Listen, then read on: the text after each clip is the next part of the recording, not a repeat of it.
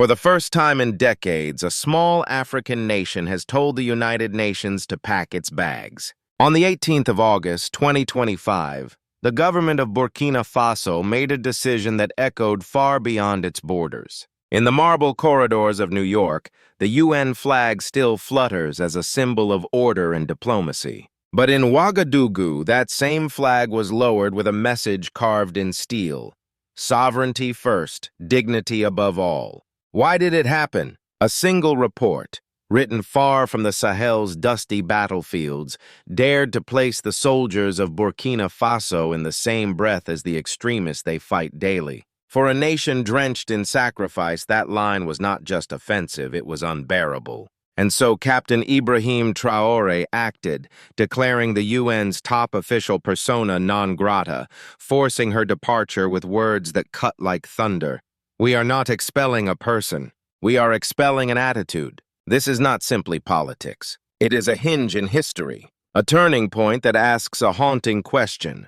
Was this the reckless gamble of a fragile state, or the defiant cry of a people who refuse humiliation? Stay with us. This tale is more than borders and flags. It is about honor, blood, and tomorrow. Subscribe so that tomorrow does not forget today. On the dusty front lines of the Sahel, rifles patched with tape are often the only defense standing between villagers and armed groups. For years, Burkina Faso's soldiers have fought a battle that is rarely noticed beyond its borders. They face extremists who never signed peace treaties, who never filed human rights reports, and who see schools and markets as battlegrounds. And yet, on the 18th of August 2025, those same soldiers found themselves branded in an international document as no better than the very terrorists they resist. The spark came from the United Nations annual Children in Armed Conflict report. Published in mid-August, it listed alleged violations involving child recruitment and collateral harm during counterinsurgency operations. In its technical language, the report placed Burkina Faso's armed forces in the same paragraph as Al-Qaeda in the Islamic Maghreb and the so-called Islamic State in the Greater Sahara. For analysts in New York, this might have seemed like impartial observation, but in Ouagadougou it was read as betrayal. Captain Ibrahim Traoré, head of the transitional government, knew the impact would be more than symbolic. Morale is as essential as bullets in a war of attrition. If soldiers were told by the international community that their sacrifices were indistinguishable from the savagery of jihadists, how could they continue to stand? And if foreign partners accepted that framing, aid and training could dry up overnight. For a country already stretched thin, the consequences were existential. The government's response was swift. Within days, state television commentators held the report aloft and thundered against it. If our defenders are called criminals, who will protect our people tomorrow? The rhetoric soon hardened into action. On the 18th of August, the Ministry of Foreign Affairs delivered a communiqué declaring Carol Flores Moreniac, the UN resident coordinator, persona non grata. The meaning was unambiguous: leave at once. Such a measure is among the sharpest instruments in diplomacy. It is rarely used against UN officials who usually coordinate humanitarian work. More commonly, it is reserved for spies or ambassadors suspected of grave misconduct. That is why Ouagadougou's move sent shockwaves through diplomatic circles. It was not only a protest, it was a rupture. In making that decision, the government reframed the struggle. This was no longer about a single report. It was about dignity. It was about who has the right to define justice on African soil. "We cannot allow our martyrs to be equated with murderers," Traoré declared. His words resonated far beyond the presidential palace. In marketplaces, in mosques, and in quiet homes where families had lost sons to the insurgency, many nodded in agreement. To the outside world, the move looked reckless. But inside Burkina Faso, it felt inevitable. The nation's wounds are not statistics. They are graves. They are empty classrooms. They are mothers who still wait for children taken by militants. Against that backdrop, to be judged from afar in sterile committee rooms was not acceptable. The symbolism was stark. In New York, the blue UN flag fluttered above glass towers. In Ouagadougou, it was lowered and replaced by the rhetoric of sovereignty. A line was drawn at the dust of the Sahel. Burkina Faso would not bow, even to the most powerful multilateral body in the world. For the government, the decision was also a gamble. It knew aid might be jeopardized, that diplomats might condemn, that doors could close. Yet it calculated that the greater danger was silence. To remain quiet would have been to accept humiliation. To act boldly was to seize dignity. And so the choice was made. What happened on the 18th of August was not merely a diplomatic gesture. It was a declaration of identity. Burkina Faso was saying to the world, "We may be poor, but we are not voiceless. We may need help, but we will not be shamed." And as the communiqué was read, the echoes rolled outward. From dusty garrisons where weary soldiers cleaned their rifles, to the corridors of the United Nations where diplomats traded anxious whispers, everyone knew a line had been crossed. But the world was only beginning to react. What followed would test not just Burkina Faso, but Africa itself. The announcement of expulsion did not remain confined to government papers. It spilled quickly into the streets of Ouagadougou, igniting a wave of raw emotion. Crowds gathered in Independence Square holding placards with words written in bold, "Hands off our army," and "Our sovereignty is not for sale." The chants echoed through the capital, a mixture of defiance and wounded pride. For years, Burkinabe citizens had watched their villages burn, their schools empty, their children displaced by terror. To them, the soldiers were not merely state employees. They were guardians. To equate those guardians with the very groups that had torn communities apart was intolerable. In his address, Captain Ibrahim Traoré did not raise his voice. He spoke with the measured cadence of a soldier who had spent nights at the edge of battle. Yet every word landed like a strike of iron. We are not expelling a person. We are expelling an attitude. The attitude that dares to compare our martyrs with murderers. That statement crystallized the mood of the nation. It was no longer just about Carol Flores Moreniac. It was about dignity, an intangible currency more valuable than aid or approval. Inside government offices, ministers repeated the same refrain.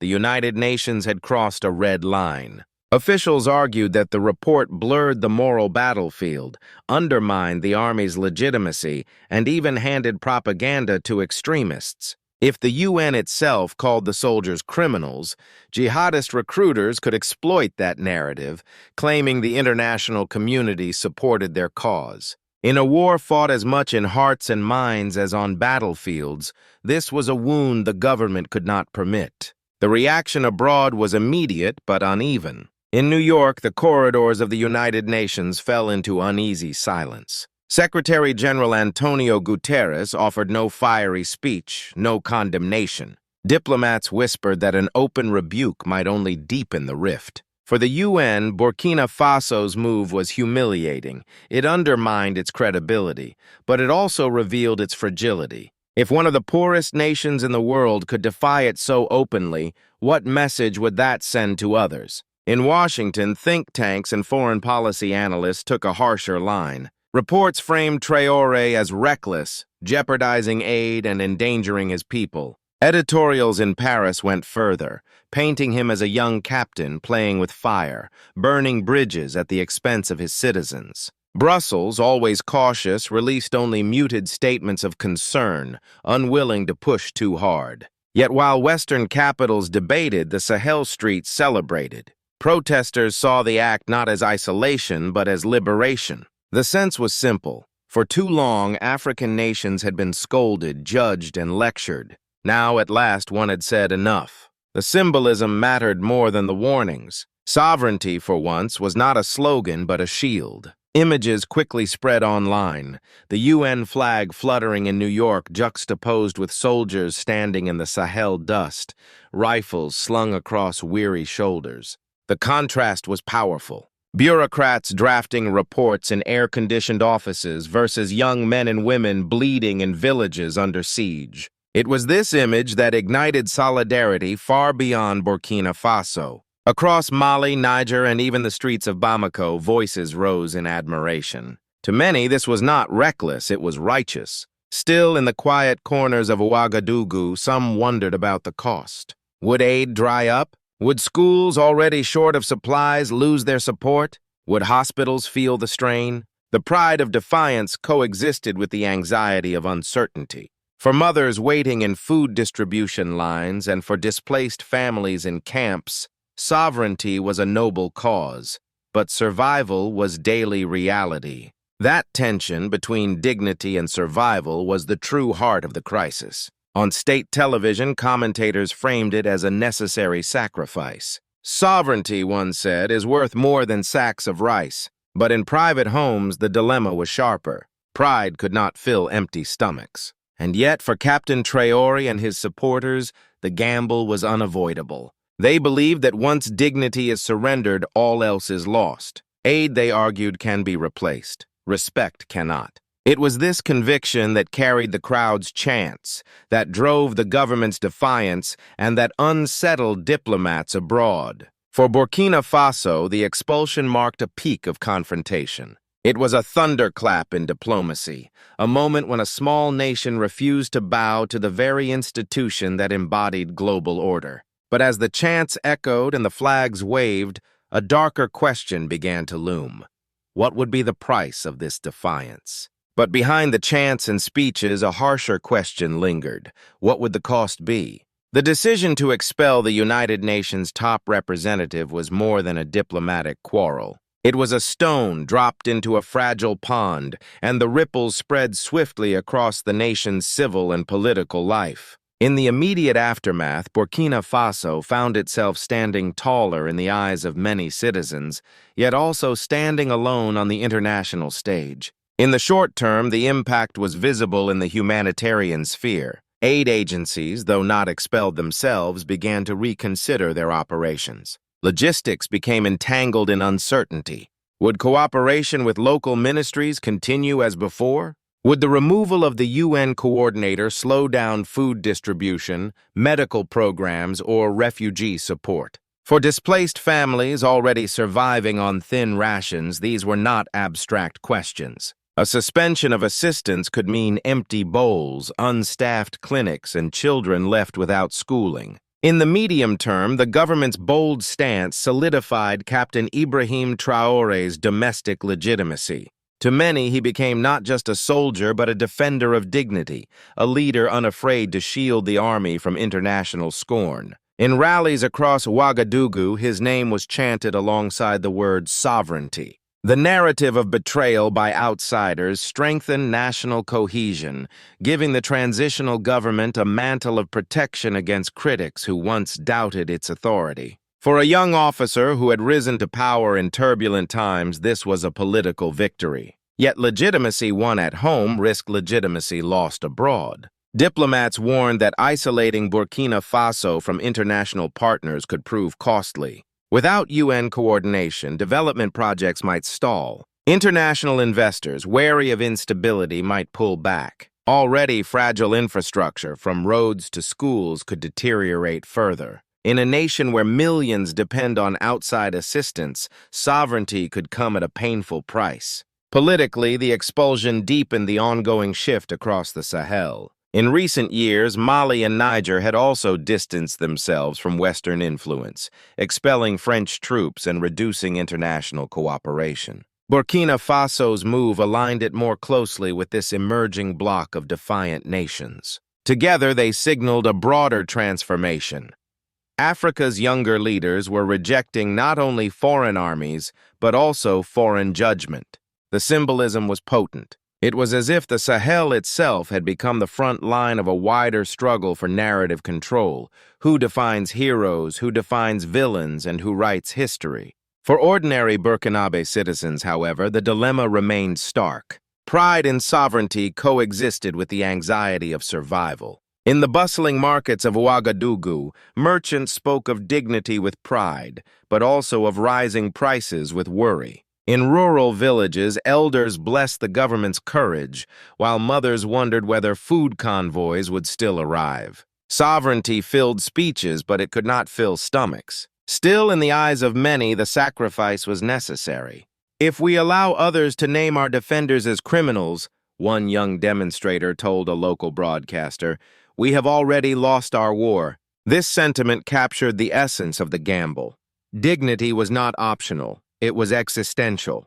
The tension between these two realities, pride and peril, defined the weeks after the expulsion. For some, it marked the birth of a new national identity, one where Burkina Faso would stand without bending. For others, it was a dangerous turn, risking humanitarian collapse in exchange for symbolism. This was the paradox at the heart of the crisis. In defending the army's honor, the government may have endangered its most vulnerable citizens. In rejecting humiliation, it may have opened the door to hardship. And yet, to many Burkinabe, there was no alternative. To remain silent would have been a deeper wound, one that no aid could heal. So the question lingers beyond borders and flags.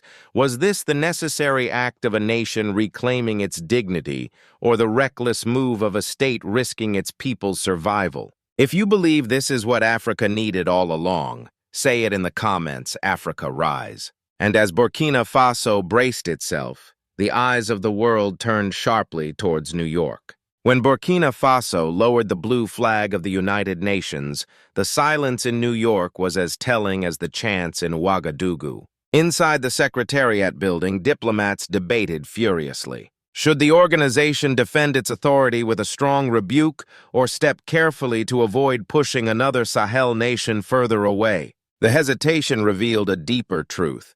Even the UN, a body that claims universality, now found its credibility questioned by one of the smallest and most embattled states on Earth. In Washington, the tone was sharper. Analysts painted the expulsion as evidence of a dangerous slide towards isolation. Reports warned that humanitarian programs could collapse, that millions might be left without food or medicine. For American policymakers, the concern was not only about Burkina Faso's citizens. It was about influence. If the UN lost its foothold in the Sahel, so too would the Western states that had long relied on it as a tool of soft power. Paris reacted with wounded pride. French editorials denounced Captain Ibrahim Traoré as reckless, even suicidal in his diplomacy. For a nation already expelled militarily from Mali, Niger, and Burkina Faso itself, the loss of UN cooperation felt like another nail in the coffin of French influence in West Africa.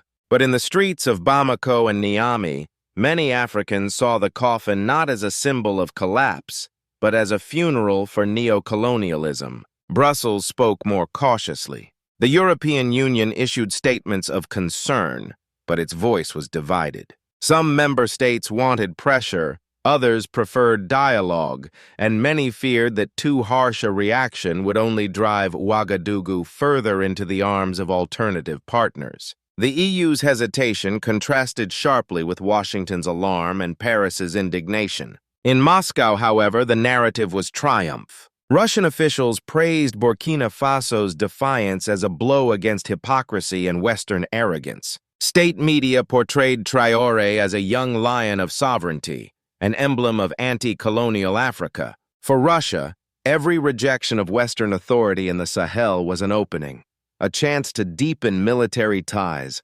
supply arms, and strengthen its foothold on the continent. China's response was quieter but no less strategic. Beijing avoided public confrontation, preferring discreet diplomacy. Its envoys reassured Sahel governments that China sought only partnership, not interference. With offers of infrastructure and aid, China positioned itself as the steady hand, letting the noise of Western criticism amplify its own image as a calm alternative. Turkey, meanwhile, sought to frame itself as the compassionate bridge. Its officials highlighted hospitals, schools, and aid programs already active across Africa. Unlike Russia's militarism or China's infrastructure diplomacy, Ankara presented itself as a humanitarian ally, free of colonial baggage and united by shared faith with much of the Sahel's population. Thus, the global reactions revealed a shifting order. To the west, Burkina Faso was isolating itself. To Moscow, Beijing, and Ankara, it was asserting dignity. And to many Africans watching, it was neither isolation nor rebellion, it was emancipation. But beyond diplomacy, there remained the most pressing question: what path lies ahead for Africa? Burkina Faso now stands at a crossroads, a fragile but decisive moment. On one side lies sovereignty, defended with fierce words and bold action. On the other side lies the risk of isolation, where the price of dignity might be measured in empty warehouses and silent clinics. The choice before the nation and before Africa more broadly is not simple. The first path is one of risk. By expelling the United Nations top envoy, Burkina Faso has shaken the foundations of multilateral cooperation. Aid programs may falter, development funding may dry up, and the nation's most vulnerable could suffer. For a country already bruised by displacement, poverty, and insurgency, this is no small gamble. Critics warn that the burden will not fall on politicians, but on ordinary families.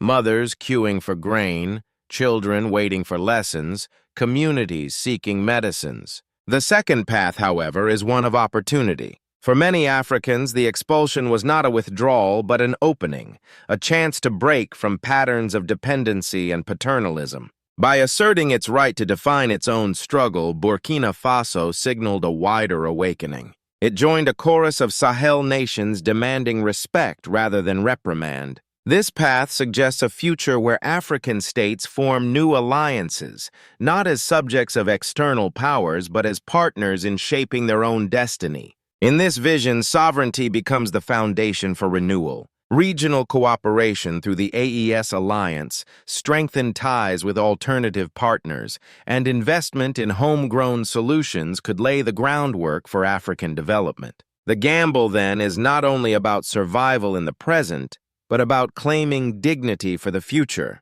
For Captain Ibrahim Traoré and his supporters, the choice is framed in moral clarity. Better to stand tall and struggle than to kneel with full hands. For critics, the challenge is pragmatic. Dignity without bread can be dangerous. Yet history often remembers those who chose courage over comfort, even when the outcome was uncertain. The crossroads is larger than Burkina Faso. It is a mirror for the continent. For centuries, Africa has been told that it must choose between sovereignty and assistance, between independence and survival. Now, a small nation has declared that these are false choices. Dignity, it insists, is not negotiable. And so the question remains, can Africa build a future where sovereignty and development walk together, where dignity does not come at the expense of survival, but as the very engine of progress? And so the dust of Ouagadougou carried not only the weight of a decision, but the seeds of a continent's tomorrow. In the heat of August 2025, Burkina Faso drew a line in the sand that no outside power could ignore. By declaring the United Nations top envoy persona non grata,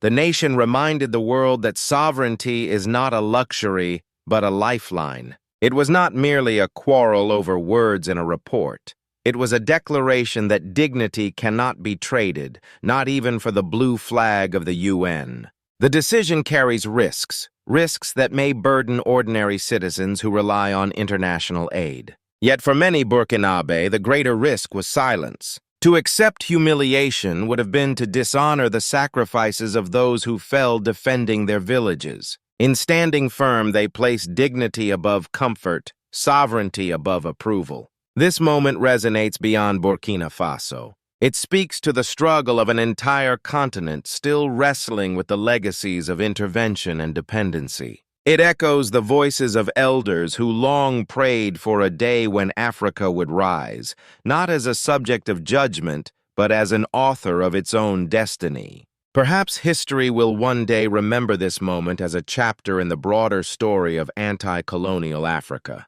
A chapter where even the smallest nation spoke with a voice too clear to be dismissed. The question now is not only about Burkina Faso, but about the continent. Can Africa forge a path where sovereignty and survival are not enemies but companions? Can dignity become the cornerstone of progress where independence fuels, not hinders, African development? These questions are larger than one report, larger than one nation. They belong to all who believe Africa's tomorrow must be written by Africa itself. If this story stirs something within you, do not simply scroll. Like, share, and subscribe, not for numbers, but so that the voices of our people will not be silenced again. Let the world know that dignity is not negotiable. In the comments, write the words that carry this spirit forward. New Africa, Africa rise, or simply Amen. Let it be seen that a new chapter has begun, one where the future is not dictated from distant capitals, but born from the soil of Africa's own sacrifice and hope. Because history will remember this day not as isolation, but as the moment a continent stood taller,